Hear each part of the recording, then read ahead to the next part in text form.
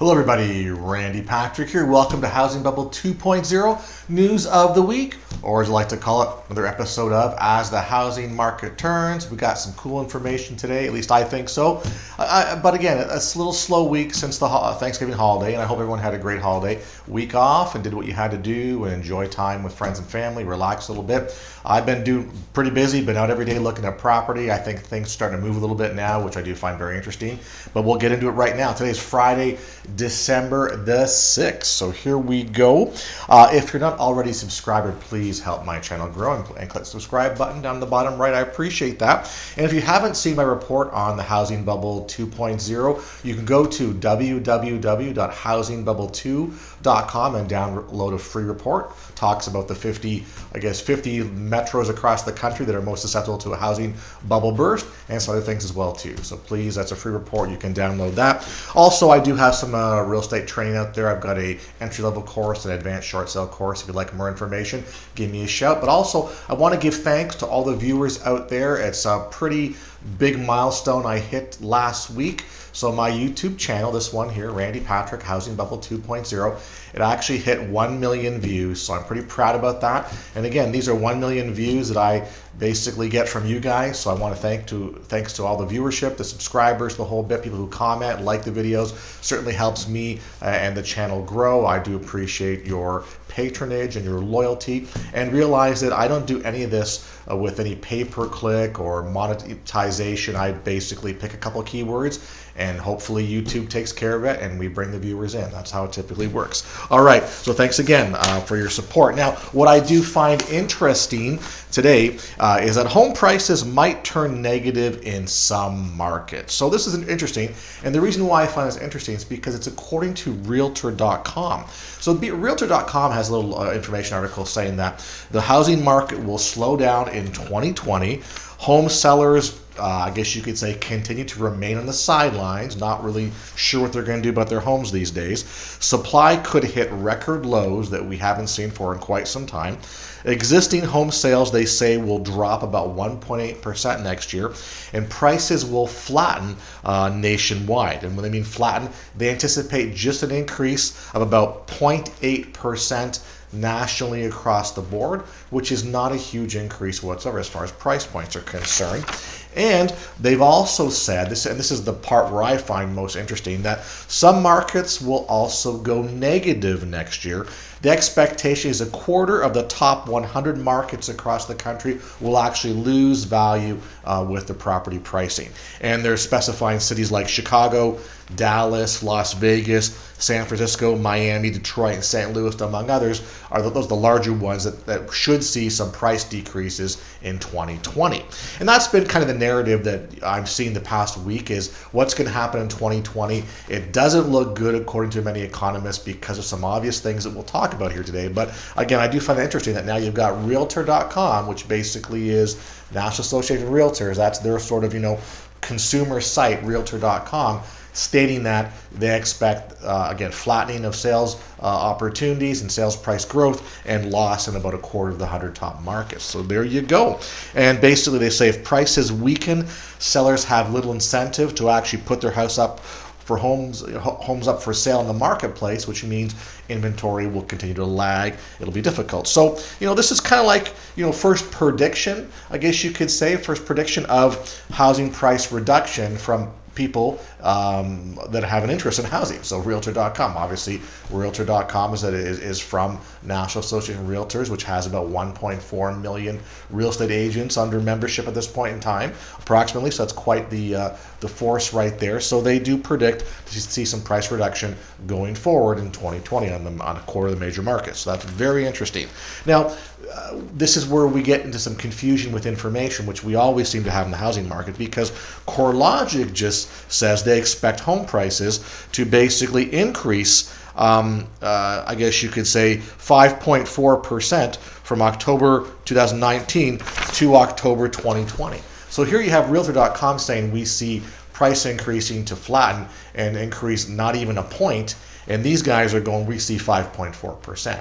So again, it's where you get your data, it's how you look at your data and how you interpret it. So anybody can make any interpretation and make any statements that they want on where they think the market's going to go. That's the beauty of free enterprise and free speech and having forums like this that we can talk about things till we're blue in the face. They basically felt that based on some of the statistics they've seen over the year, like groups, areas like Idaho saw the largest and highest amount of price increase with annual home price appreciation of 10.9% in October 2019. Connecticut saw the lowest annual appreciation, hovering just around zero. And they basically overall home prices in 41 states, including the District of Columbia, have risen above their nominal pre-crisis peaks, said CoreLogic. So pre-crisis would have been prior to 2006 and 7 when we had started the housing implosion. So there you go. So we have one group, NAR, Realtor.com, saying decreases in a few markets, very little increase, and we have CoreLogic saying something else here. So this just goes to show. All right, pending home sales fell in October, mainly because buyers couldn't find houses. So really, the numbers are and realize that we talk about sales, we can talk about units sold the whole bit. The pending home sales is actually based on an index supplied by the National Association of Realtors, and they basically said the index of sales dropped 1.7% in October compared to the previous month of September. According to National Association of Realtors, the decline comes after both August and September saw upticks in pending sales thanks to favorable mortgage rate environment. So that's interesting there. The big picture, NARD attributed the downturn in contract signings to two factors. Mortgage rates, while still low, did have some increases in October. More notably, though, is the lack of home inventory. So they're basically saying limited home inventory is slowing down the amount of contracts that can be signed. And basically, just let's all make sure we understand here, pending home sales are a leading indicator of future sales. Why?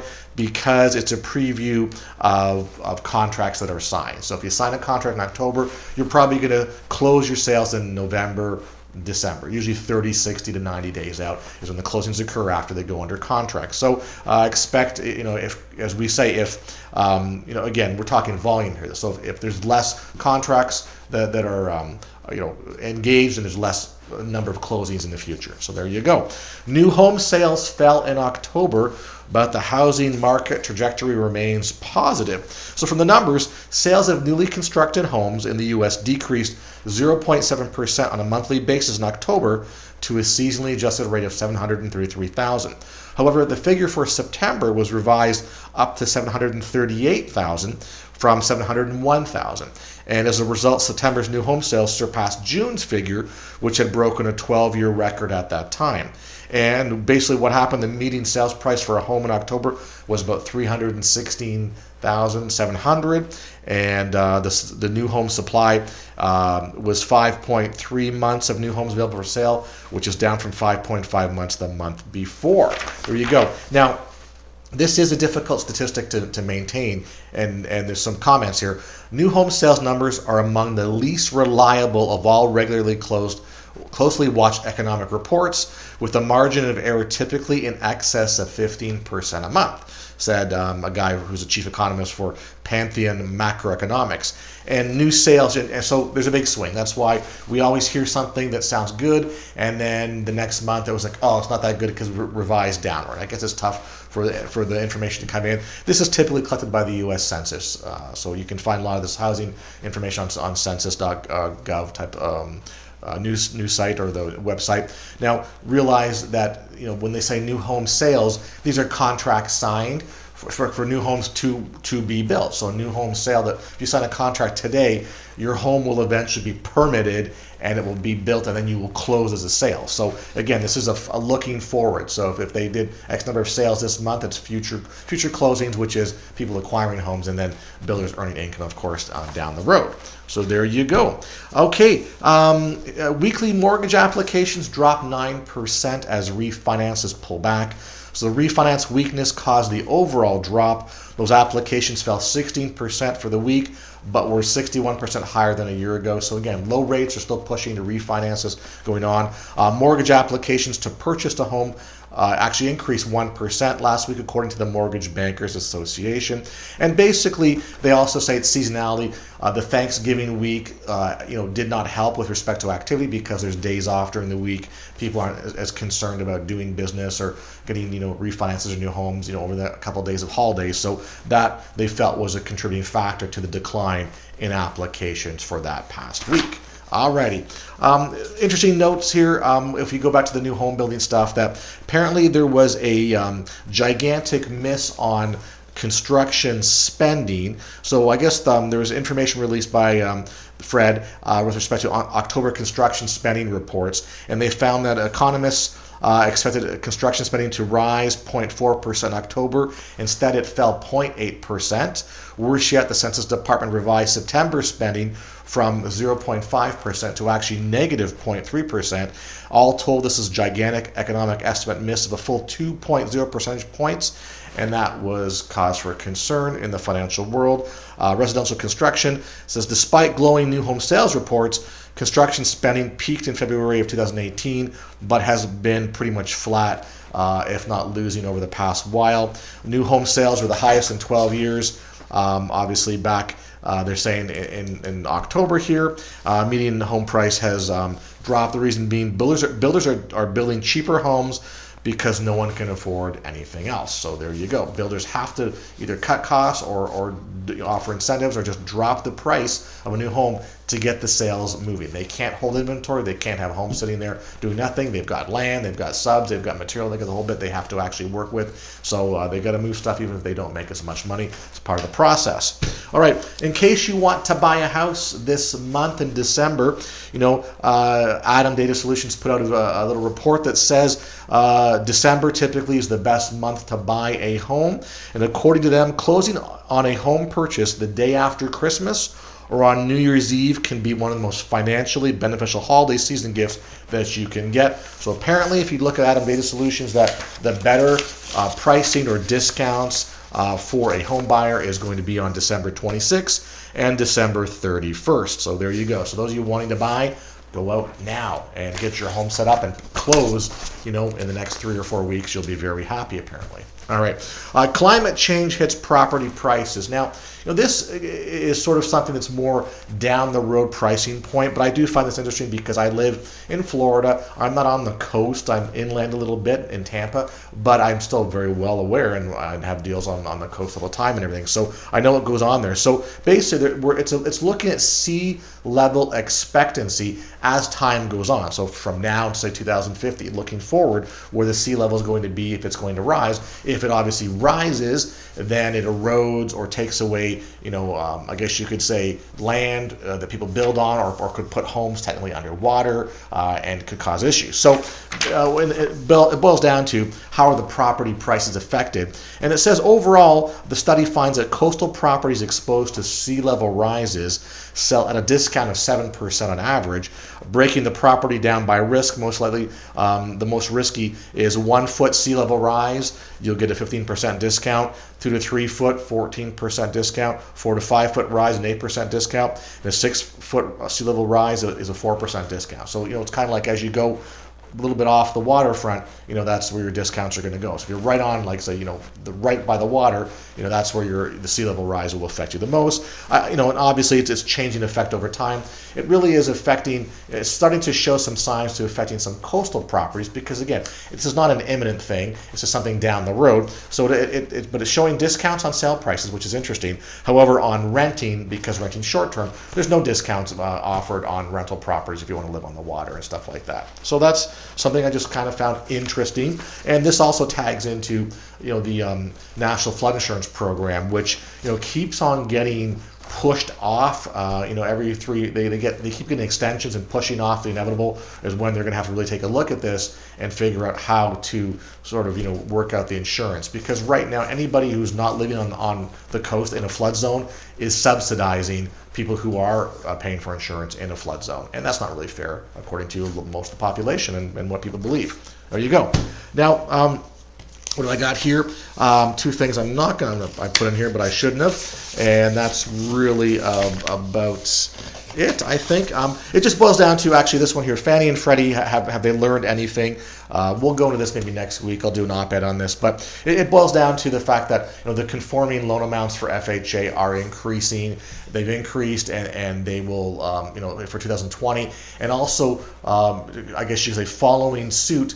The reverse mortgage amounts increased as well too. So it's very interesting. So that the government is basically saying if property prices are going to go up, we're going to keep in tune with the property values increasing, and we're going to raise FHA loan limits. So therefore, if the property price increases 5%, the next year FHA loan limits will increase that amount too. So I guess you could say that everyone sort of comments here going, the government's helping to keep things unaffordable for a lot of people. That's up to you to decide whether you believe that or not. I just think it's interesting that they're contributing to the bubble, and as I said, wages aren't keeping up. It's well documented that wages aren't keeping up with house prices. Rental, wages aren't keeping up with rental income or rental requirements, rental rates as well too. So it looks like people are getting hit on both ends here. So that's kind of the scoop that we got here. So again, just a little bit of news. Things are slow typically around the start of the holiday season after Thanksgiving, and there's not much to report on.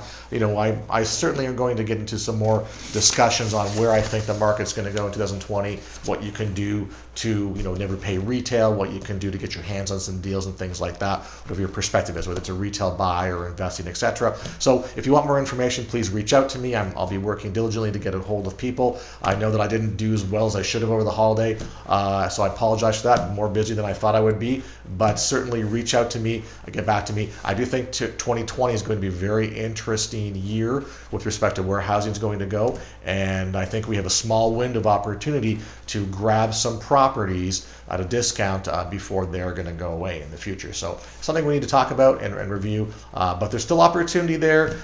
Things will change a little bit as we go forward. Next year will be an interesting year for a number of reasons, and we'll see where the housing market takes us. So having said that, thank you for the views. Thank you for the likes and the comments. If you are not a subscriber, please help my channel grow and subscribe. Please share the video with your friends and family. If you want more information, reach out to me directly on email. Leave your phone number so I can get back to you, and we'll look forward to speaking with you early next week. Thank you.